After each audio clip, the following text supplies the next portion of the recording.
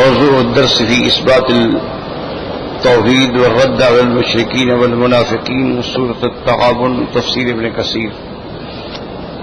الحمد لله رب العالمين والصلاة والسلام على أشرف الأنبياء وسيد المرسلين سيدنا محمد وعلى آله وأصحابه أجمعين. اللهم صل على سيدنا محمد وعلى آل سيدنا محمد كما صليت على إبراهيم وعلى آل إبراهيم في العالمين إنك حميد مجيد. أعوذ بالله من الشيطان الرجيم. بسم الله الرحمن الرحيم. يسبح لله ما في السماوات وما في الأرض له الملك وله الحمد وهو على كل شيء قدير. هو الذي خلقكم فمنكم كافر ومنكم مؤمن والله بما تعملون بصير. خلق السماوات والأرض بالحق وصوركم فأحسن صوركم وإليه المصير. يعلم ما في السماوات والأرض ويعلم ما تسرون وما تعلنون والله عليم بذات الصدور. قال المؤلف والمفسر رحمه الله تعالى أدام النفع بعلومه وعلومكم في الدارين آمين إلى أن قال الطبراني حدثنا محمد بن هارون بن محمد بن بكار الدمشقي حدثنا العباس بن الوليد الخلال حدثنا الوليد بن الوليد حدثنا ابن صوبان عن عطاء بن أبي رباح عن عبد الله بن عمر رضي الله تعالى عنه قال رسول الله صلى الله عليه وسلم ما من مولود يولد إلا مكتوب في تشبيك رأسه 5 آيات من سورة التغابن. أورده ابن عساكر في ترجمة الوليد بن صالح وهو غريب جدا بل منکر. اب مفسر رحمت اللہ علیہ فرماتے ہیں کہ ابن عساکر نے اس سند کے ساتھ حضرت عبداللہ ابن عمر رضی اللہ تعالی عنہ سے روایت کی ہے کہ حضور صلی اللہ علیہ وسلم نے فرمایا کہ کوئی بچہ نہیں پیدا ہوتا مگر اس کے سر میں یہ 5 آیات جو ہیں سورۃ التغابن کی ابتدائی آیات جو ہیں وہ لکھی ہوئی ہوتی ہیں. لیکن یہ ساری بات کا مدار ہے ولید ابن صالح پر، اور ولید ابن صالح جو ہے انہوں نے کہا کہ بالکل یہ پورا واقعہ جو ہے یہ بالکل غریب ہے بلکہ منکر ہے، ناقابل اعتبار ہے. صحیح حدیث مبارک جو ہے وہ وہی ہے کہ ما من مولود یولد علی الفطرۃ ابواہ یہودانہ وینصرانہ ویمجسانہ او کما قال، کہ ہر بچہ دین فطرت پہ پیدا ہوتا ہے پھر اس کے والدین اس کو یہودی بنا دیتے ہیں، نصرانی بنا دیتے ہیں، مجوسی بنا دیتے ہیں. وہ حدیث صحیح ہے کہ یہ ہر بچے کے سر کے اوپر یہ 5 آیات لکھی ہوں، یہ بالکل روایت غریب اور منکر ہے.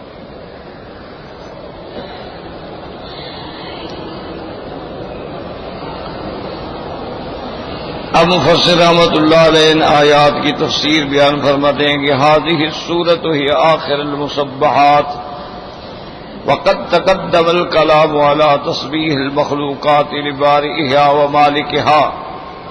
اب مفسر رحمۃ اللہ علیہ فرماتے ہیں کہ مسبحات صورتوں میں سے یہ سب سے آخری صورت ہے، یعنی جن کے اول لفظ تسبیح آئے ان کو مسبحات کہا جاتا ہے. تو یہ آخری صورت مبارک ہے. اور جہاں تک مخلوقات کی تسبیح کہنے کا ذکر ہے کہ وہ اپنے خالق اپنے مالک کی تسبیح بیان کرتی ہیں، مفسر فرماتے ہیں اس کا ذکر پہلے بھی ہو چکا ہے کہ ہر چیز تسبیح کہتی ہے. خلاصہ یہ ہے کہ ہر چیز تسبیح کہتی ہے، اور یہی قرآن کا نص ہے، وَإِن كُلِّ شَيْءٍ إِلَّا يُسَبِّحُ بِحَمْدِهِ وَلَٰكِن لَّا تَفْقَهُونَ تَسْبِيحَهُمْ۔ تو بہرحال ہر چیز تسبیح کہہ رہی ہے، لیکن تسبیح اپنی اپنی ہو۔ جیسے دیکھو نا انسان ہیں، ان کی بھی اپنی بولیاں ہیں، ہر ملک کی اپنی بولی ہے، اسی طرح پھر جنات کی اپنی بولیاں ہیں، اسی طرح فرشتوں کا اپنا کلام ہے، تو نباتات ہیں، جمادات ہیں، تو ہر چیز جو ہے وہ واقعتاً اللہ کی تسبیح بیان کر رہی ہے۔ ابھی تو یعنی ایسے ایسے واقعات بھی ظاہر ہو چکے ہیں، مثلا حضور صلی اللہ علیہ وسلم کی شان کے بارے میں متعدد باتیں ایسے سامنے آئی ہیں کہ جن کا کوئی انکار نہیں کر سکتا۔ ابھی کچھ عرصہ قبل ایک مچھلی کا فوٹو آیا تھا، کسی نے شکار کیا، مچھلی ہے، لیکن اس پر بالکل وضاحت سے لکھا ہوا ہے اللہ۔ تو یہ اللہ کا نظام ہے، اللہ تبارک و تعالی جو چاہیں اور جیسا چاہیں جب چاہیں، چونکہ ان کی شان جو ہے کن فیکون ہے، تو اس لیے ہر چیز اللہ کی تسبیح کہتی ہے۔ ہم نہیں سن سکتے، ہم نہیں سمجھ سکتے، بعض چیزوں کا علم اللہ نے ہمیں دیا ہے، بعض کا اللہ نے ہمیں نہیں دیا ہے۔ اب چیونٹی نے بات کی، سلیمان علیہ السلام نے سمجھ لی۔ اب یہ تو قرآن کا واقعہ ہے نا، یہ کوئی الف لیلہ تو نہیں ہے نا، قرآن ہے نا کہ ابھی چیونٹی اپنی قوم کو خطاب کر رہی ہے، یا ایھا النمل ادخلوا مساکنکم، اپنے اپنے بلوں میں گھس جاؤ، لا یحطمنکم سلیمان وجنودہ وہم لا یشعرون، فتبسم ضاحکا من قولھا۔ اللہ نے واضح کرایا کہ حضرت سلیمان علیہ السلام اس کی بات سے مسکرائے گئے۔ دیکھو چیونٹی کو بھی اپنی قوم کا فکر ہے، کیسے وہ بات کر رہی ہے اور کتنی اچھی بات کہہ رہی ہے، اور پھر پیغمبر پر الزام بھی نہیں لگا رہی، کہتی ہے لا یحطمنکم سلیمان وجنودہ وہم لا یشعرون، ان کو تو پتہ بھی نہیں لگے گا نا، تو ہم تو پاؤں کے نیچے پس جائیں گے۔ مقصد ہے کہ جان بوجھ کے تو ایسا نہیں کریں گے، معنی یہ ہے کہ وہ جان کے تو ہمیں نہیں ماریں گے، لیکن ان کو پتہ ہی نہیں، تو اس لیے تو چیونٹی کی بات بھی آپ نے سمجھ لی، ہدہد کی بات بھی آپ نے سمجھ لی، ہدہد نے اتنی بڑی رپورٹ واضح پیش کی، آپ نے سمجھ لی۔ اسی طرح حضور صلی اللہ علیہ وسلم نے پہاڑوں کے صلاۃ والسلام بھی سمجھ لیے، اور صحیح بخاری شریف میں حدیث ہے، فرمایا انی لاعرف حجرا بمکہ یسلم علی قبل ان بعثت، کہ ایک پتھر ہے مکے میں جس کو میں پہچانتا ہوں، فرمایا میں پہچانتا ہوں، میں جانتا ہوں یہ پتھر ہے، کہ ابھی مجھے نبوت بھی نہیں ملی تھی اور میں اس پتھر کے قریب گزرتا تھا تو وہ مجھ پہ سلام پڑھتا تھا۔ تو اب حضور صلی اللہ علیہ وسلم نے پتھر کا سلام سنا اور سمجھا کہ سلام پڑھ رہا ہے، تو پتھر نے بہرحال اللہ نے اس کو بولنے کی توفیق دی۔ اسی طرح کئی واقعات ہیں کہ ایک اونٹ آ کے حضور کے پاؤں پہ گر گیا، اپنی گردن پاؤں پہ رکھ دی اور بل بلا رہا ہے اور بل بلا رہا ہے۔ حضور نے فرمایا اس کے مالک کو بلاؤ، تو اس اونٹ کے مالک کو بلایا گیا۔ حضور نے فرمایا یہ تمہاری شکایت کر رہا ہے کہ یہ مجھے کھانے کو نہیں دیتا اور کام زیادہ لیتا ہے، خبردار آئندہ کسی جانور پہ ظلم نہیں کرنا۔ تو آپ نے اس کی بات سن لی، سمجھ لی کہ کیا کہہ رہا ہے، کہ ابھی کام زیادہ لیتا ہے لیکن مجھے گھاس پورا نہیں دیتا ہے، خوراک پوری نہیں دیتا۔ تو اللہ تبارک و تعالیٰ کبھی کبھی ایسے حالات ظاہر فرما دیتے ہیں کہ وہ لوگ جو ہیں وہ خود سنتے ہیں، خود سمجھتے ہیں۔ اور اسی طرح یہ تو بڑے عجیب عجیب واقعات گزرے ہیں کہ صحابہ کرام رضوان اللہ علیہم اجمعین نے بھی تسبیحات سنی ہیں، اسی طرح اولیاء اللہ نے بھی تسبیحات سنی ہیں۔ تو یہ حقائق ہے، یہ حقیقت ہے۔ بات صرف اتنا ہے کہ دیکھو نا، اب اینک کے بغیر میں نہیں دیکھ سکتا، میں نہیں پڑھ سکتا، اینک لگا لیتا ہوں تو پڑھ لیتا ہوں۔ اسی طرح جب ہمارے دلوں کے پردے اڑ جاتے ہیں نا اور تعلق اللہ سے قائم ہو جاتا ہے تو پھر ساری باتیں سمجھ آ جاتی ہیں۔ پھر اللہ تبارک و تعالی آنکھوں کے ساتھ وہ جو ہماری بصارت ہے اس کے ساتھ ہماری بصیرت، ہماری اندر کی آنکھیں بھی روشن ہو جاتی ہیں، اور جب اندر کی آنکھیں روشن ہو جاتی ہیں اور معاملہ اللہ سے جڑ جاتا ہے تو پھر آدمی کو وہ مناظر سامنے آتے ہیں جو آپ اور میں تو کبھی دیکھ ہی نہیں سکتے، ہم تو سوچ ہی نہیں سکتے ان باتوں کو۔ اچھا، کئی لوگ جن کا صحیح عالم کے ساتھ تعلق نہیں ہوتا وہ کثرت سے ریاضت کرتے ہیں، عبادت کرتے ہیں، ذکر کرتے ہیں، اب اس کا اثر تو ہوگا نہیں۔ اب یہ تو نہیں ہو سکتا نا کہ آپ ذکر کریں اور اس کا اثر نہ ہو، وہ تو ہوگا، اصولی بات ہے۔ اور اس کا جب اثر ہوتا ہے اور اس پر انکشافات ہونے شروع ہو جاتے ہیں تو وہ بھٹک جاتا ہے، کیونکہ اوپر کسی شیخ کا تو ہاتھ ہے نہیں، اوپر کسی مسئلے کا تو ہاتھ ہے نہیں۔ اسی لیے خود مجھے والد صاحب نے سنایا، فرمایا میں خود موجود تھا، حضرت خلیفہ دین پوری رحمت اللہ علیہ جو بہت بڑے پیر بھی تھے، بزرگ بھی تھے، مجاہد بھی تھے، جنہوں نے انگریزوں کے خلاف باقاعدہ جنگ لڑی، اور بڑے بڑے علماء جو تھے ان کے بیعت تھے۔ فرماتے ہیں کہ والد صاحب بھی تعلق تھا، فرماتے ہیں گھاس کاشت کرتے تھے، ان کی زمین تھی تھوڑی سی، پتہ نہیں کتنا تھی، اس میں گھاس واس لگا دیتے تھے، جو لنگر کے جانور ہیں، گائے بھینس بکریاں، وہ اپنا گھاس کھائیں۔ تو کہتے ہیں کہ ہم گھاس کاٹ رہے تھے، حضرت کھڑے ہوئے تھے، اور بھی مرید تھے، خلیفے تھے، شاگرد تھے، بہت سارے 8-10 آدمی لگے ہوئے گھاس کاٹ رہے ہیں، اکٹھا کریں۔ تو ایک آدمی کو حضرت نے لکڑی ماری اور بڑے زور سے، سارے حیران ہو گئے، بھئی اس بیچارے کا گناہ کیا ہے؟ یہ اچھے پیر ہیں کہ جس کو چاہے مار دیں؟ کہتے ہیں اس وقت تو ہم خاموش رہے، جب نماز سے فارغ ہوئے تو ہم نے کہا حضرت اس بیچارے کا کیا قصور تھا؟ ہم بھی گھاس کاٹ رہے ہیں، وہ بھی گھاس کاٹ رہا ہے غریب، اور آپ نے اس کو لکڑی مار دی۔ فرمانے لگے بیٹا وہ جب گھاس کاٹتا تھا نا تو گھاس کا ذکر سن رہا تھا، اس لیے ہاتھ روک لیتا تھا کہ میں ذکر کرنے والی چیز کو کیسے کاٹوں، تو میں نے لکڑی ماری کہ بزرگیاں نہ دکھاؤ، بس اللہ کا حکم ہے کاٹو، خلاص تم اپنی کرامتیں شرمتیں ظاہر نہ کرو، اگر اللہ نے تمہیں یہ مقام دے دیا ہے تو اس کو چھپاؤ، نہ کہ تم تماشا بنا کے دکھانا چاہتے ہو۔ اس لیے میں نے اس کو تنبیہ کی۔ تو اب یہ تو یعنی اس نے بھی سن لیا کہ گھاس ذکر کر رہا، کیونکہ ہر چیز، اسی لیے علماء نے یہ بھی لکھا ہے کہ جب تک کوئی چیز زندہ ہے وہ ذاکر ہے، جب وہ مر جاتی ہے تو ذکر ختم ہو جاتا ہے۔ کیا مانا؟ ایک درخت کی ٹہنی ہے، سبز ہے، زندہ ہے، سوکھ جائے گی تو مر گئی۔ اسی لیے حضور نے فرمایا تھا نا کہ 2 شاخیں لے آؤ کھجور کی، اور آپ نے قبر پہ گاڑ دی، اور فرمایا کہ میں امید کرتا ہوں اللہ سے کہ یہ جب تک رطب ہیں، جب تک تازہ ہیں، ذکر کریں گی تو ان کے ذکر کی وجہ سے اللہ قبر والوں کا عذاب ہٹا دے، قبل ان یبس، خشک ہونے سے پہلے پہلے۔ تو معنی یہ ہے کہ جب خشک ہو جاتی ہے چیز مر جاتی ہے، اور جب تک وہ تر ہوتی ہے۔ اچھا، اسی لیے ہم لوگ تو نہیں سمجھتے یہ پتھر ہوتے، ہم تو خیر کوئی دوست بیچارے بنا کے دے دیتے ہیں، میں پہن لیتا ہوں، مجھے تو پتہ ہی نہیں ہوتا بھی اس میں کیا ہے، کیا چیز ہے، یہ مٹی ہے، پتھر ہے، کیا ہے، قیمتی ہے، سستا ہے، مفت کا مال جو ہوا تو بس بال محبت میں بیچارے بنا کے دے دیتے ہیں۔ تو ہمارے اپنے ایک دوست ہیں، وہ حضرت شیخ ذر ولی خان مدد اللہ العالی کے مدرسے میں ہیں، منصور الرحمان ان کا نام ہے، اس نے اس علم میں PhD کی ہے، پتھروں کے علم میں۔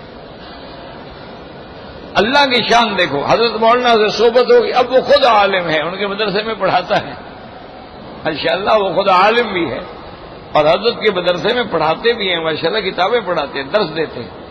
تو وہ اس فن میں PhD ہے، وہ دیکھتے ہیں۔ تو میں نے کہا کیا دیکھ رہے ہو؟ کہ اس سے پانی ہے یا ختم ہو گیا؟ میں نے کہا کیا مطلب؟ کہتے جی پانی ہے تو زندہ ہے، ورنہ مر گیا، مر گیا تو پھر ڈھیلے کا بھی نہیں ہے، پھر تو اس کی کوئی قیمت نہیں۔ اگر ہیرا ہے، اگر زندہ ہے تو قیمت ہے، اس نے کہا مر گیا تو پھر تو وہ 2 ریال کا بھی نہیں ہے، اگر وہ زندہ ہے تو وہی 2 لاکھ کا ہے۔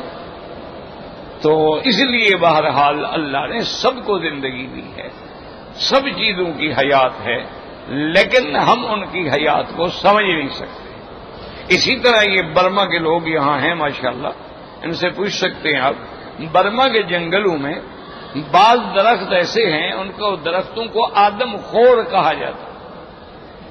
کیا مانا؟ کوئی بندہ ان کے پاس گزرے نا کہ فوراً پکڑ لیتے ہیں، اس کو پکڑ لیتے ہیں اور اس کا خون پی جاتے ہیں، وہ مر جاتا ہے۔ درخت ہے آدم خور ہے، آدمی کا خون پی جاتا ہے اور کسی چیز کو کچھ نہیں کہتا، تو اس کو بھی پتا ہے کہ میرا شکار کون سا ہے، کہ میں نے کس کو جھپٹنا ہے۔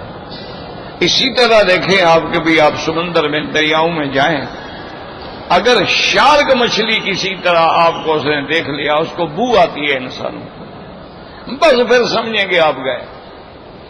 وہ جب تک انسان کا خون نہ پیے نا، اس کو چین ہی نہیں آتا، اس کو غذا ہی پوری نہیں ہوتی۔ انسان کی اتنی بڑی دشمن ہے، اب وہ سمجھتی ہے کہ میرا شکار کون سا ہے۔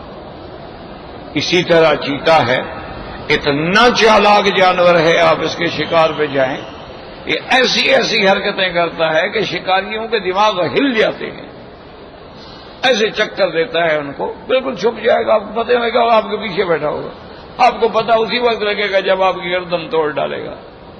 یہ ایسا خطرناک ہے۔ شیر جو ہے نا وہ بہادر جانور، ظاہر سامنے آ جائے گا دشمن کی۔ چیتا بڑا چالاک جانور، بندر ہے، دیکھو ایسی ایسی حرکتیں کرے گا جیسی آپ کریں گے، جیسی آپ کریں گے، آپ کی ٹوپی لے کے سر پہ رکھ کے بیٹھ جائے گا درخت پہ، حالانکہ وہ جانور ہے۔ یہ آپ طائف جائیں نا، دور جانے کی ضرورت نہیں ہے، طائف جائیں، جب ہدا کی چڑھائی پر آگے جائیں گے نا تو وہاں بندروں کا ڈیرا ہے جناب، وہاں آپ ان کو کیلا شیلا نہ دیں، آپ کی گاڑی کی ونڈ سکرین توڑ ڈالیں گے۔ وہ لوگ چیزیں لے جاتے ہیں، ان کو دیتے ہیں، پھر خوش ہوتے ہیں، کلکاریاں مارتے ہیں، آتے ہیں، لیتے ہیں، کھاتے ہیں۔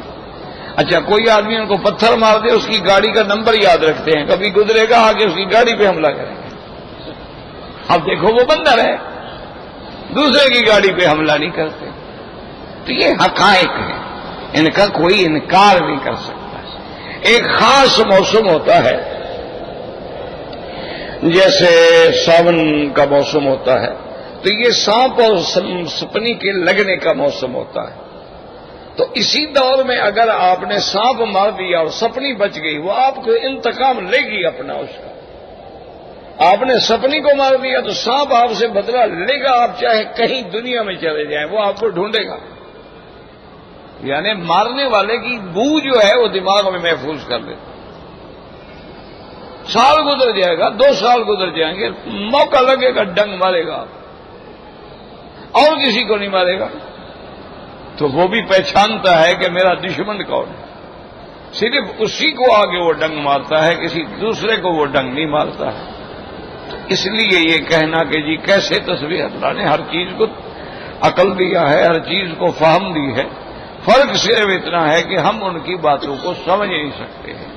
اب جنات ہیں، ہم نہیں دیکھ سکتے، ہم نہ جنات کی باتوں کو سمجھ سکتے ہیں، لیکن ہمارے علماء، ہمارے مشائخ، ہمارے اساتذہ مدرسوں میں جنات پڑھتے تھے، باقاعدہ طالب علم تھے، باقاعدہ ماشاءاللہ دورہ حدیث تک کتابیں پڑھی ہیں۔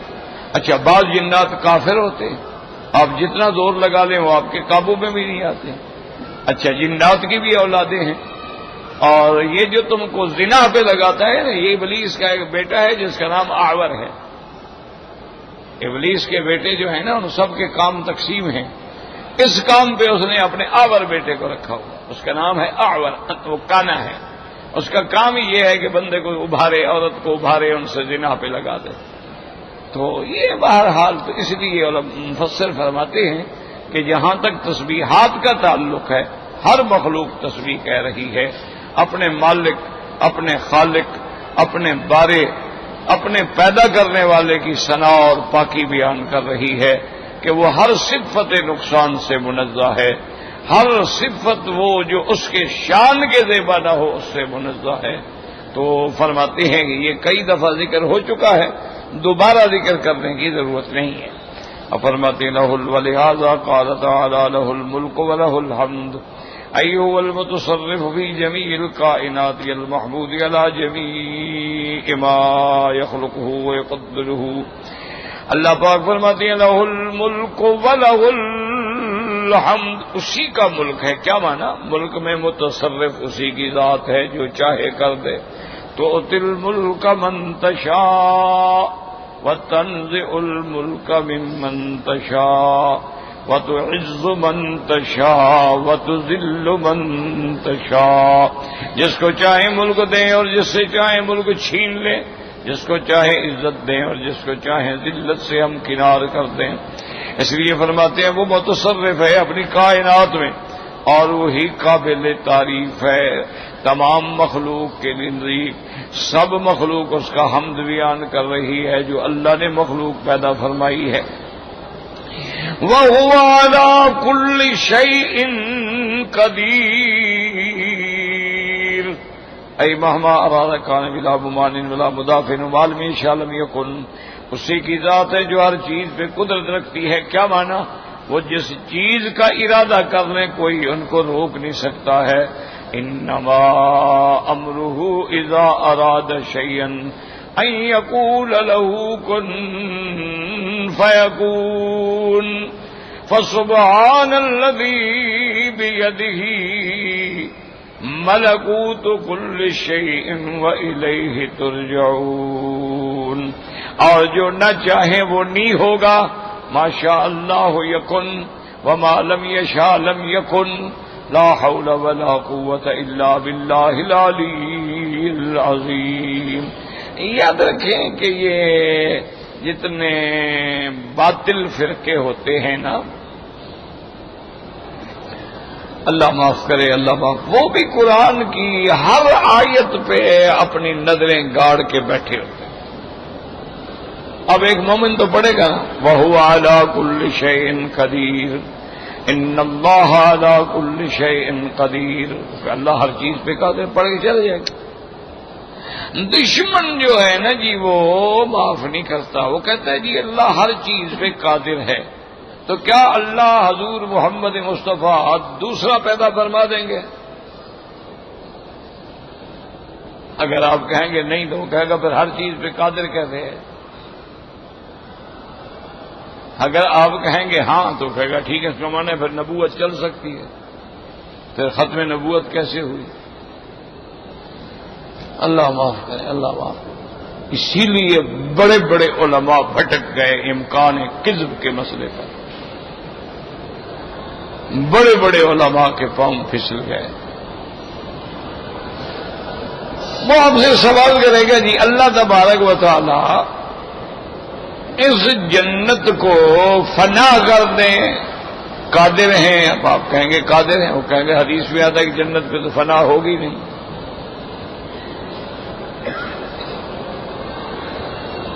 تو پھر ہر چیز پہ قادر کیسے ہوئے؟ تو دشمن جو ہے نا جی اللہ معاف کرے، کیونکہ اس کا مقصد ہی اعتراض کر رہا ہوتا ہے نا، اس کا مقصد ہی اعتراض ڈھونڈنا ہوتا ہے. اب ہمارے جو اہل بدعت ہیں ان کا بھی یاد، قرآن کی تفسیریں جو لکھی ہیں اس میں بھی ترجمے بدل ڈالے ہیں. جہاں لفظ ہے یا ایھا النبی، کیا ترجمہ کرتے ہیں؟ اے غیب کے خبر دینے والے. اللہ کے بندے یا ایھا النبی میں کون سا لفظ ہے غیب کے خبر دینے والا؟ کہتے ہیں بھائی نبی کا معنی یہ خبر دینے والا ہوتا ہے نا، اور جو ہم نہیں جانتے ہیں اس کی خبر دے رہا ہے تو غیب کی خبر دینے والا ہوا نا. تو وہ اپنا مطلب نکالتے، اور جو دہریے ہیں منکرین اسلام ہیں وہ اپنا مطلب نکالتے ہیں.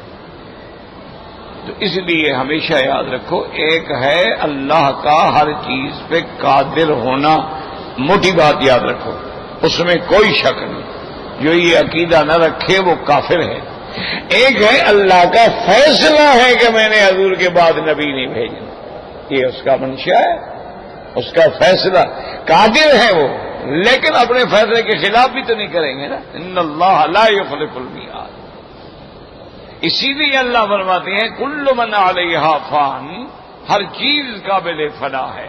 یعنی اللہ چاہے تو حوروں کو بھی فنا کر دیں، غلمان کو بھی اور جنت کو بھی، لیکن اللہ کریں گے نہیں. قابل ہلاک تو ہیں، لیکن اللہ نے ان کو ہمیشہ کے لیے بنایا ہے، وہ دار البقا ہے، یہ دار الفنا ہے۔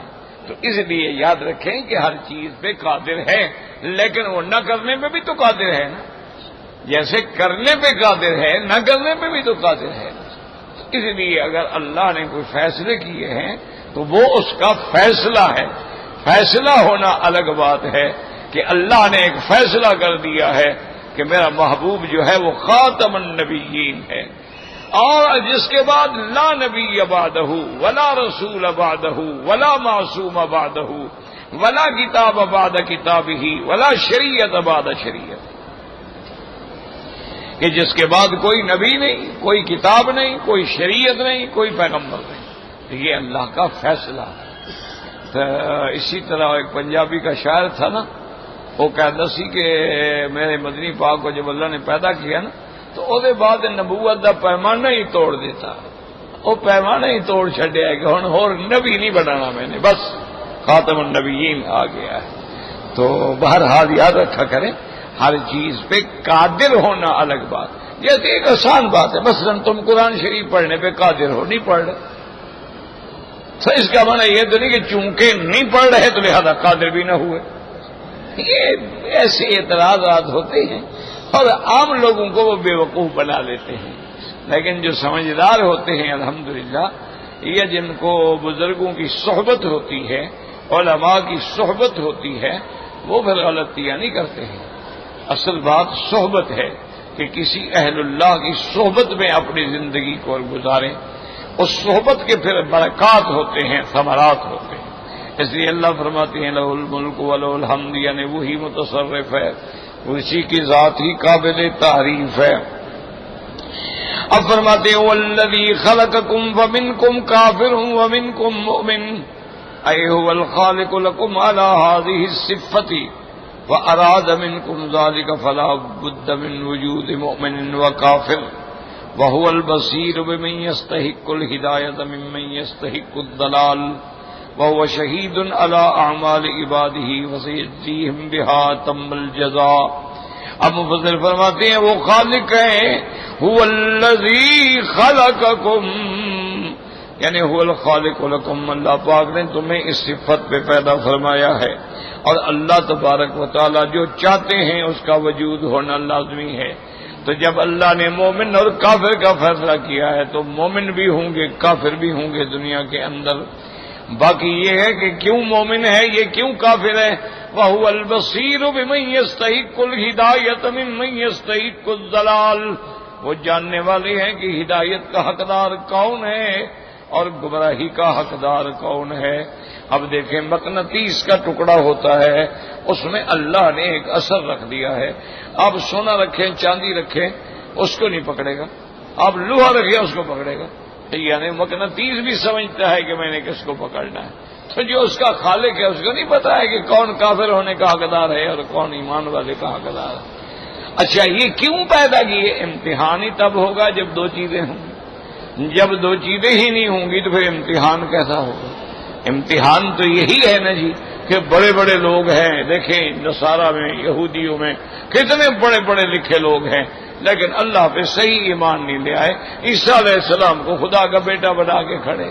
ہندوؤں میں دیکھ لیں کتنے بڑے بڑے پڑھے پڑھے لکھے لوگ ہیں، اعلیٰ تعلیم یافتہ ہیں، اعلیٰ ڈگریاں ہیں، لیکن حالت دیکھو کہ گائے کو گاؤ ماتا سمجھتے ہیں، اور جناب گنگا کے پانی سے نہانے سے بالکل پوتر ہو جاتا ہے آدمی، اور اگر چھوٹی ذات والا برتن کو ہاتھ لگا دے تو وہ پلیت ہو جاتے، یہ ان کے عقیدے۔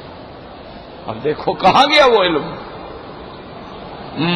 مقصد کیا ہے کہ جب اللہ ہدایت نہ دے تو علم کیا کرے؟ علم تو ہے لیکن ان کے مقدر میں وہ ہدایت نہیں ہے۔ اس کے مقابلے پہ آپ دیکھیں کہ چھوٹا آدمی ہوتا ہے، جاہل ہوتا ہے، جٹ ہوتا ہے، لیکن پکا مومن ہے، صحیح عقیدہ رکھنے والا۔ تو یہ اللہ کا نظام ہے، وَهُوَ الْبَصِيرُ، اسی لیے مفسر نے فرما دیا وہ جاننے والے ہیں ہدایت کا مستحق کون ہے اور گمراہی کا مستحق جو ہے وہ کون ہے۔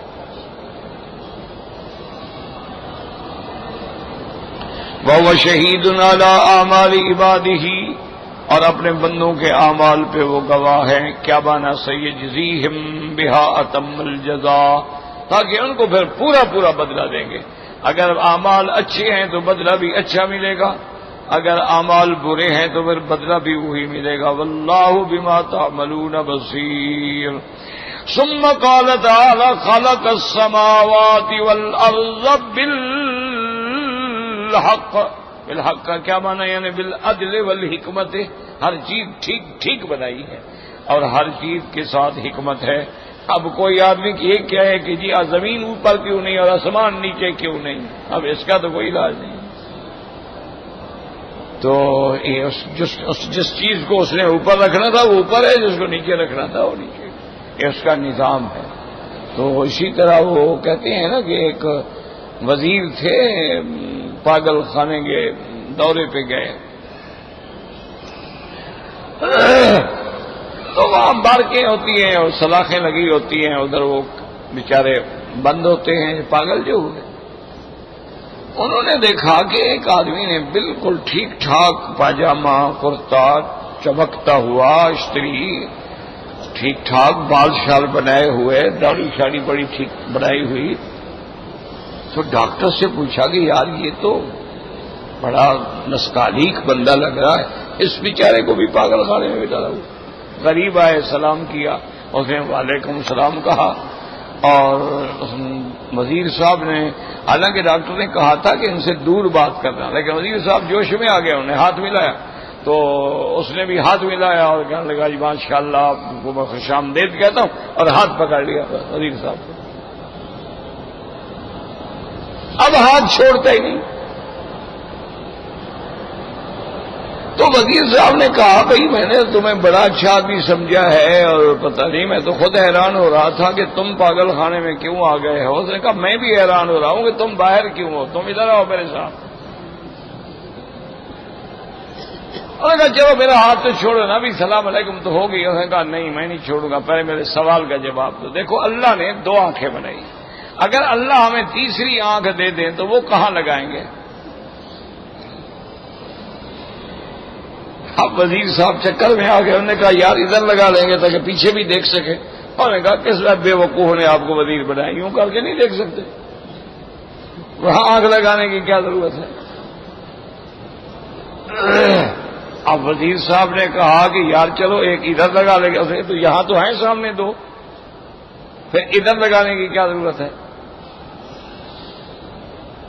اس نے کہا یار پھر ایسا کرتے ہیں کہ اس کو کسی گھٹنے یا پاؤں میں لگا دیتے. اس کا بڑا پاگل آدمی ہے، جب بیٹھو گے تو آنکھ خط نکل جائے گی، چلو گے تو آنکھ مٹی پڑ جائے گی، اندھے ہو جاؤ گے، لگانے کا کیا فائدہ ہوا؟ اور ڈاکٹر نے سمجھایا کہ وزیر صاحب بحث نہ کرو، اس سے پوچھو کہ تم بتاؤ، ہمیں نہیں پتا.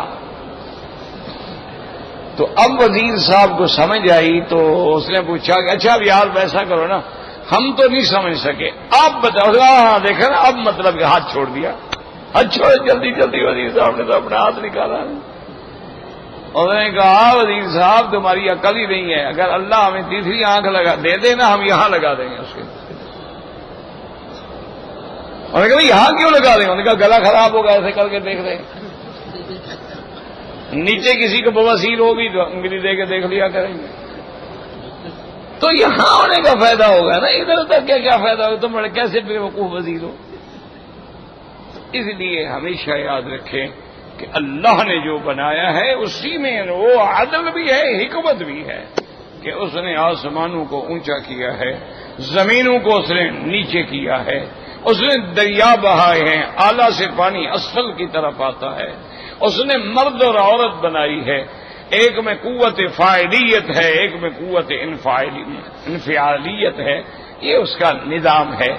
اب یہ اسی لیے جھگڑے ہوتے ہیں جب عورتیں کہتی ہیں ہمیں آزادی دو تاکہ ہم مرد بن جائیں، اور مرد بیچارے عورت بننے کی کوشش میں ہیں کہ بھی ہم عورت کی طرح نازک نفیس ہو جائیں اور اسی طرح کپڑے پہنیں، اسی طرح فیشن کریں، اسی طرح میک اپ کریں اور اسی طرح لچک کے چلیں. تو اسی لیے وہ نظام بگڑ جائے گا. عورت رہے گی، مرد رہے گا، تب گاڑی چلے گی. امام ہوگا، مقتدی ہوگا. اب اگر ہر مقتدی چاہے نہیں جی میں تو امام ہوں، تو پھر نماز نہیں ہو سکتی، جماعت کم از کم نہیں ہوگی۔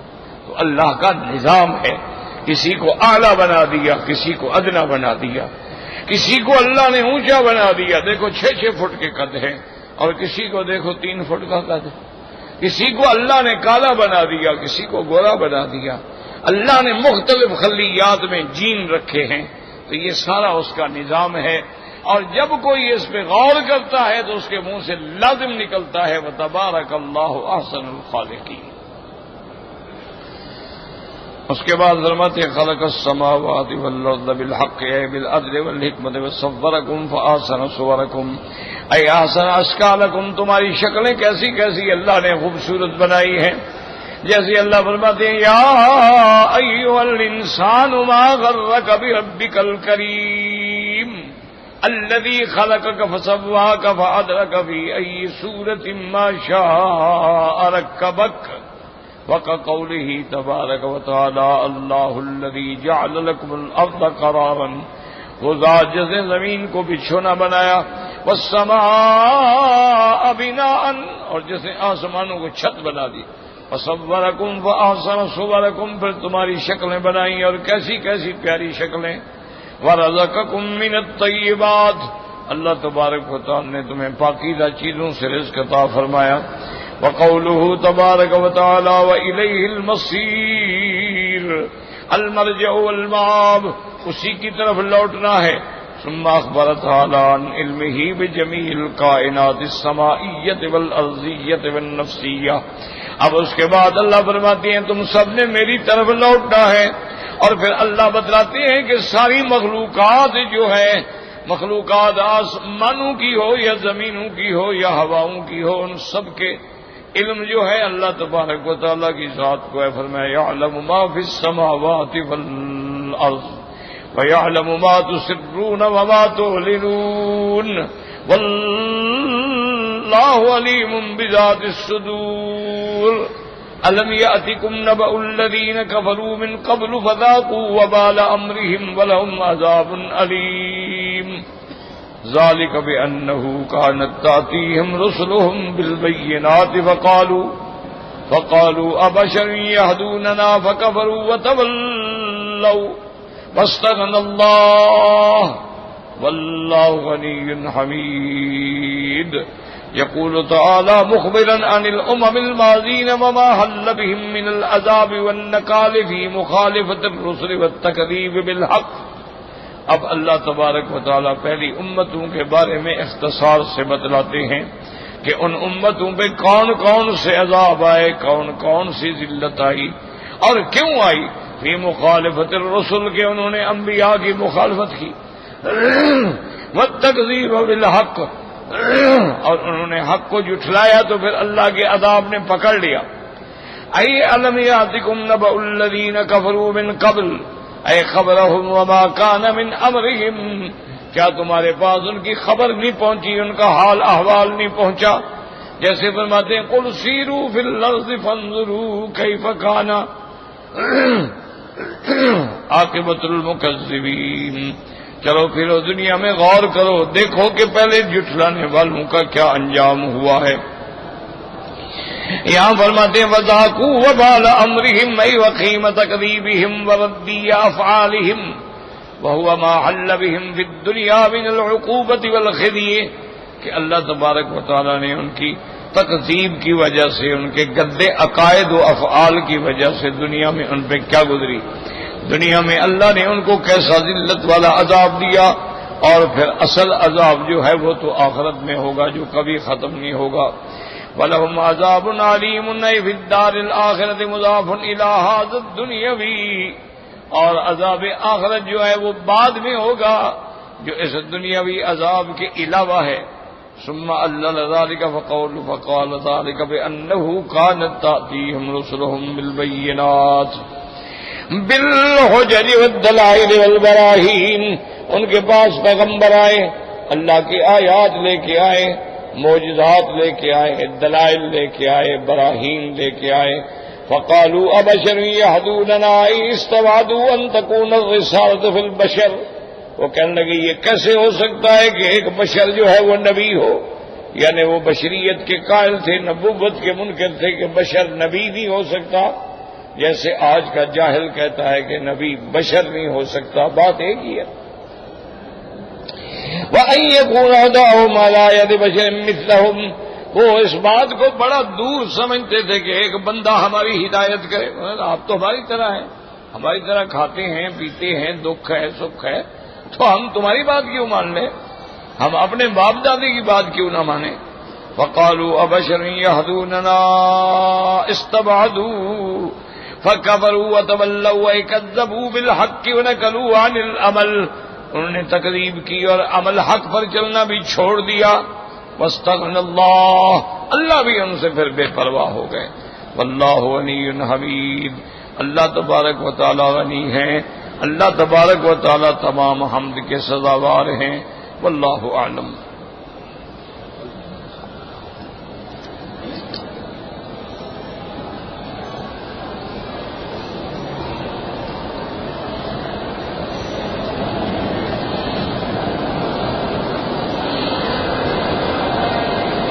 کہتے ہیں جی کہ اگر ایک آدمی میں نشہ کرتا ہے اور اسی نشے میں آ کر اس نے اپنی بیوی کو طلاق دے دی ہے، تو کیا وہ طلاق مؤثر ہوگی یا نہیں ہو؟ میرے بھائی مسئلہ سمجھو کہ جیسے ایک آدمی نیند میں ہے، جب تک وہ بیدار نہیں ہوگا تو اس پہ کوئی شریعت کا حکم نہیں چلے۔ اچھا، نیند میں لوگ بولتے ہیں، بڑبڑاتے ہیں، لیکن وہ حکم لاگو نہیں ہو۔ اسی طرح ایک آدمی دیوانہ ہے، پاگل ہو گیا، اس پہ نہ نماز ہے، نہ روزہ ہے، نہ شریعت ہے، پاگل ہے، جب تک کہ وہ اپنے ہوش میں نہ آ جائے۔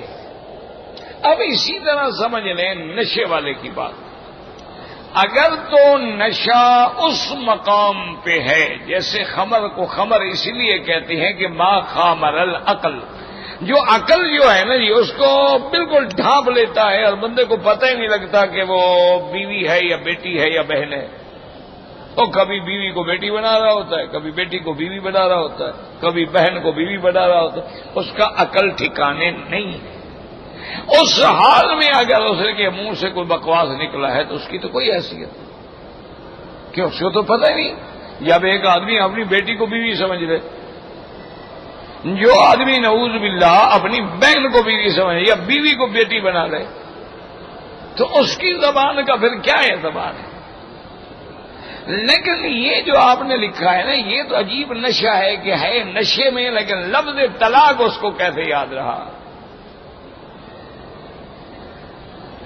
بات یہ ہے نشے میں ہے، آ کے ڈنڈا مار دیتا، دھکے دے کے گھر سے نکال دیتا، گالیاں بکتا، لڑائی کرتا۔ لفظ طلاق تو عربی کا لفظ ہے، یہ اس نشے والے کو کیسے یاد رہ گیا؟ اس کا معنی ہے کہ اس کو وہ نشہ نہیں تھا جس کو نشہ کہتے ہیں، وہ سب سمجھ رہا تھا اور اس نے جان کے طلاق دی، اب بہانے بنا رہا ہے مجھے نشہ تھا۔ تو بہرحال وہ طلاق جو ہے ہر حال میں ہو جائے۔ دیکھیں نا، بہت بہت تمہارے بڑے بڑے تمہارے لیڈر ہیں، اللہ معاف کرے، اللہ ان کی بھی ہدایت کرے، جو مر گئے اللہ ان کی مغفرت کرے، جو زندہ ہیں اللہ ان کو ہدایت کرے۔ ہمارے دشمن تو نہیں ہوتے ہیں، وہ تقریر نہیں کر سکتے جب تک شراب نہ پئیں، پہلے پیگ لگائیں گے پھر کھڑے ہو کے تقریریں کریں گے۔ اچھا، بعض جو ہیں وہ تو اس حد تک پہنچ جاتے ہیں کہ وہ یعنی بعض شرابیں جو ہے نا سرخ ہوتی ہیں، ریڈ ہوتی ہیں، بعض وائٹ ہوتی ہیں، بعض وائن ہوتی ہیں، بعض وسکیز ہوتی ہیں، بعض شیمپئنز ہوتی ہیں، شیری ہوتی ہیں، بڑی عجیب ہوتی ہیں، بعض جن ہوتی ہیں، جانی واکر ہوتی ہیں، عجیب بلائیں ہیں۔ یہ بھی ایک علم ہے نا، وہ بالکل پانی کی طرح ہوتی ہے، اب وہ بدبخت بوتل ساتھ رکھ لیتے، اسی میں وہ شراب ہوتی ہے۔ لوگ سمجھتے ہیں بیچارہ تقریر کے جوش میں آگے گلا خشک ہو گیا، پانی پی رہا ہے، وہ شراب پی رہا ہوتا، لیکن تقریر میں کوئی فرق نہیں آتا۔ تو معنی یہ ہے کہ ان پہ نشہ اثر نہیں کر رہا ہے، اگر نشہ اثر کرے تو وہ تو کچھ کو کچھ کہنا شروع کر دے نا. اس لیے اگر اس نے لفظ طلاق ادا کیا ہے تو معلوم ہوا اس کو نشہ وشہ کوئی نہیں تھا. اب جان بچانے کے لیے مولویوں کے پاس آئے گا, کسی کو کچھ کہے گا, کسی کو کچھ کہے گا. پھر کہتے ہیں جی مولوی صاحب نے اس نے تو یہ کہا, اس نے یہ. بھائی تم لڑاتے ہو نا, اس کو تم نے الگ بات بتائی, اس کو الگ بات بتائی. جو بتاؤ گے مولوی بیچارہ تو اسی پہ بات کرے گا نا.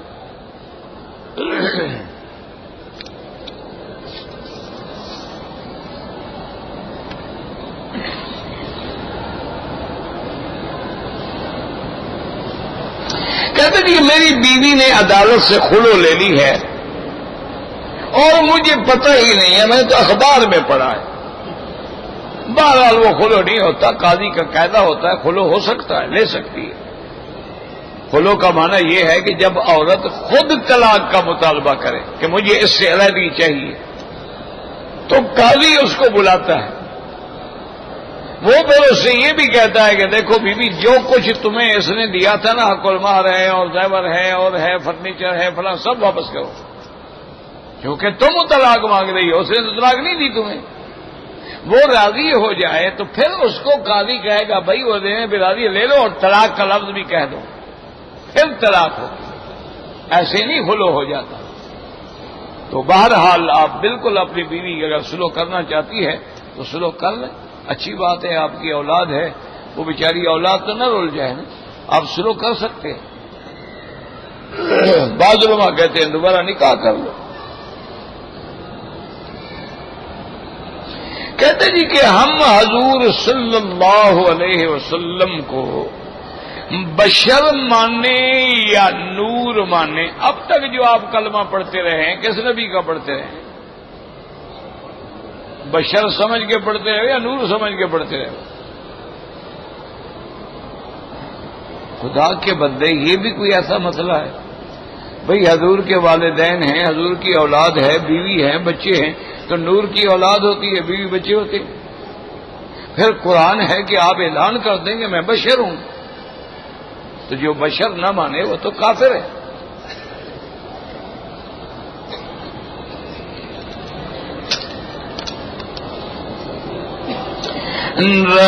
رسول اور نبی میں فرق ہوتا ہے. رسول صاحب کتاب اور صاحب شریعت ہوتا ہے. نبی کے بعد ضروری نہیں کہ کتاب ہو. جیسے ہارون علیہ السلام نبی تھے, صاحب شریعت جو تھے موسیٰ علیہ السلام تھے, وہ بھی اسی تورات پہ عمل کرتے. باقی کتنا زمانہ گزر گیا کیلنڈر تو میرے پاس ہے نہیں. ویسے کہتے ہیں کہ حضور سے پہلے 1200 سال پہلے گزرے, اللہ عالم.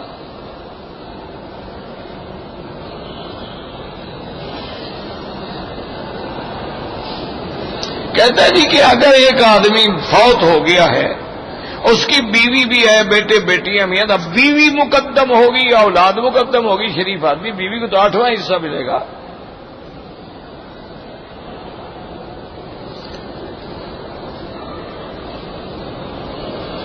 کہتے جی کہ بعض علماء اہل حدیث جو ہیں وہ 13 تاریخ کو بھی طواف زیارت کا اجازت دیتے ہیں. ٹھیک ہے, ہم تو ان کی کبھی مخالفت نہیں کرتے. ان کی بھی ایک سوچ ہے, سمجھ ہے کہ چونکہ ایام حج جو ہیں وہ 13 تک جاتے ہیں, حتیٰ کہ 13ویں تاریخ کی کنکریاں بھی سنت ہیں. اگر کوئی مارے گا تو 13 تاریخ کی کنکریاں بھی ثابت ہیں. اس لیے وہ کہتے ہیں کہ جب حج کے ایام یعنی 9 کو عرفات, 10 کو یوم النحر, 11, 12, 13 جو ہے یہ بھی ایام رمی ہیں, تو اس لیے اگر اس نے طواف زیارت بھی 13 کو کر لیا تو کوئی حرج نہیں. امام ابو حنیفہ رحمۃ اللہ علیہ فرماتے ہیں کہ نہیں, طواف 12 کی سورج سے پہلے پہلے کا, سورج ڈوبنے سے پہلے پہلے کا. ان کی دلیل کیا ہے؟ وہ کہتے ہیں یہ بتائیں حضور نے کب کیا؟ آپ نے تو 10 تاریخ کو فارغ ہو کے سیدھے طواف زیارت کے لیے تشریف لیا. یعنی اتنی اہمیت تھی کہ اس میں دیر کرنا بھی حضور نہیں چاہتے تھے. اگر تاخیر کرنا اجازت ہوتی تو حضور آرام سے آ جاتے. فرماتے ہیں کہ پہلے حضور کا عمل دیکھو. ایک دوسری بات یہ ہے, وہ فرماتے ہیں کہ بھئی حضور پاک کے ساتھ جتنے صحابہ ان میں سے کتنے لوگوں نے 13 کو کیا؟ کسی کا نام ہونا چاہیے نا، دلیل ہونی چاہیے. بہرحال ہم تو الحمدللہ اہل حدیث علماء کو، حضرات کو ایک حق جماعت سمجھتے ہیں، لیکن مسئلہ یہی ہے جو ان کے ایک بڑے بزرگ گزرے ہیں، مولانا محمد حسین بٹالوی، بٹالہ کے تھے. وہ فرماتے تھے کہ مسئلہ کہ اہل حدیث جو ہے یہ ایسے ہے جیسے کوئی تلوار کی دھار پہ چل رہا ہو، کہ اس سے ذرا ٹھوکر لگتی ہے تو پھر بندہ بنتا جو ہے منکر حدیث ہے، پھر اس کا اور کوئی ٹھکانا ہی نہیں ہوتا. جہاں حدیث سمجھ نہ آئی بس گیا، جہاں حدیث میں تعارض ہوا، حل نہ ہوا، نعوذ باللہ بھٹک گیا. کیونکہ وہ تو باقی تو ساری چیزیں ختم کر چکا ہے نا، نہ وہ امام کی مانتا ہے، نہ صحابی کی مانتا ہے، صرف حضور کی مانتا ہے. اور جہاں حضور کی بات سمجھ نہ آئی تو پھر کیا کرے گا؟ اس لیے وہ فرماتے تھے کہ بھئی یہ ٹھیک ہے کہ اہل حدیث علماء، اہل حدیث اہل حق لوگ ہیں، لیکن ان کی پوزیشن ایسے ہے جیسے ایک ننگی تلوار پہ چل رہے ہوں. اگر خدا نہ خواستہ ان کو جھٹکا لگ گیا نا تو پھر یہ سیدھے منکر حدیث بنتے ہیں، اور راستہ ہی کوئی نہیں نا. دیکھ لیں عبد القادر جیلانی برق جو ہے کون تھا، اسی طرح دیکھ لیں مرزا قادیانی کا بھائی مرزا غلام قادر کون تھا، سارا دیکھ لیں آپ. یہ جتنے لوگ بیچارے راستے سے پٹڑی سے اترے ہیں اسی وجہ سے تھے کہ جہاں احادیث کا تعارض آیا، حدیثیں سمجھ نہ آئیں، احادیث متعدد آ گئیں. اچھا استاد سے تو پوچھنا نہیں کیونکہ تقلید تو حرام ہے، مسئلہ تو خود سمجھنا ہے نا، اپنی ٹکر مارنی ہے نا. کیوں کسی سے پوچھ کے باندھ لیں پھر تو مقلد ہو گیا، اس تو پوچھنا نہیں ہے نا. اب جب اپنی ٹکر مارے گا تو کسی وقت ٹکر جناب پھر غلط بھی لگ جاتی ہے. تو بہرحال اللہ ہدایت دے. الحمدللہ ہم کسی پہ اعتراض نہیں کرتے ہیں، سب کا احترام کرتے ہیں. مدینے پاک گیا تھا، واپس آیا، احرام نہیں باندھا. بالکل جناب، اگر آپ صرف زیارت کے لیے گئے ہیں، واپسی پہ احرام باندھنا ضروری ہے. یا تو آپ جلدی سے عمرہ کر لیں مدینہ شریف جا کر یا طائف جا کے میقات سے، ورنہ آپ کو دم بھی دینی پڑے گی اور پھر عمرہ بھی قضا کرنا پڑے گا اگر یہیں سے کرو گے.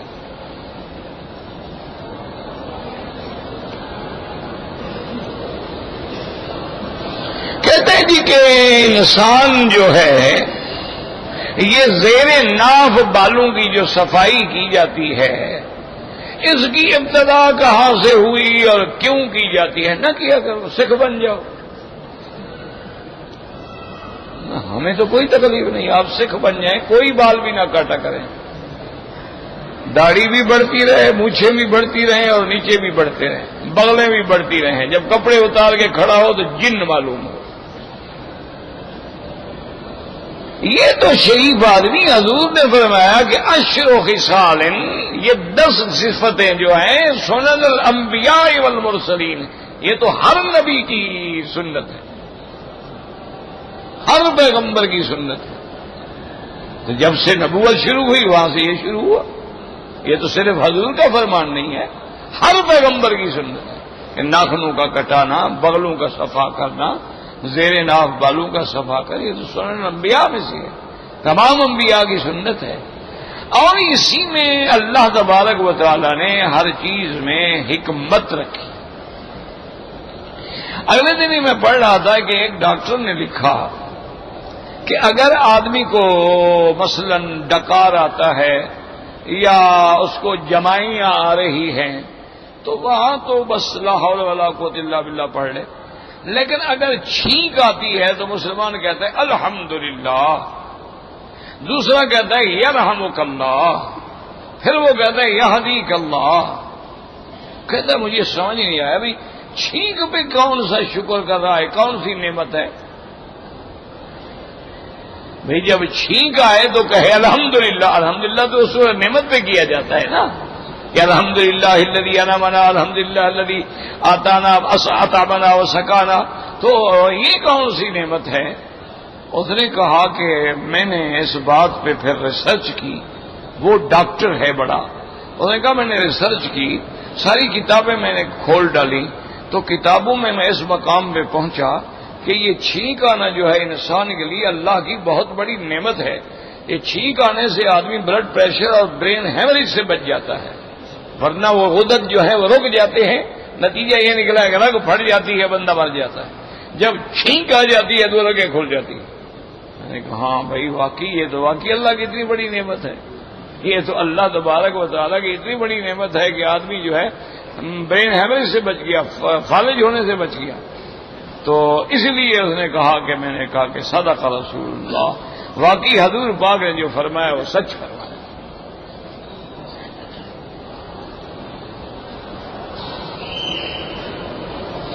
میں کمپنی کے ساتھ آیا تھا کام کے لیے، اس لیے احرام نہیں باندھا۔ کام کے لیے اگر کوئی آیا ہے، کمپنی اس کو لے کے آئی ہے، اچھا بعض کمپنیاں جو ہے وہ احرام باندھنے ہی نہیں دیتی ہیں، وہ کہتی ہیں بھی آگے ہمیں اجازت نہیں ہوتی ایئرپورٹ پہ، تو ان کے لیے انشاءاللہ دم نہیں ہے، لیکن کوشش یہی کرو کہ تم ایک عمرہ کر لو تاکہ تمہارے عمرے کا جو ثواب ہے وہ ضائع نہ ہو، لیکن دم نہیں پڑے گی۔ تم مجبور تھے اور کمپنی کے کام سے آئے تھے، عمرہ یا زیارت کے لیے یا عبادت کے لیے نہیں آ رہے تھے۔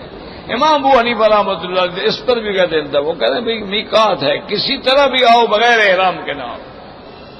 ربنا تقبل منا انك انت السميع العليم وتب علينا انك انت التواب الرحيم اللهم فرج هم المهمومين نفس كرب المكروبين واقض الدين عن المدينين واشفنا واشف مرضانا ومرضى المسلمين وصلى الله تعالى على خير خلقه سيدنا محمد وعلى آله وصحبه أجمعين برحمتك يا أرحم الراحمين اللهم صل على سيدنا محمد وعلى آل سيدنا محمد۔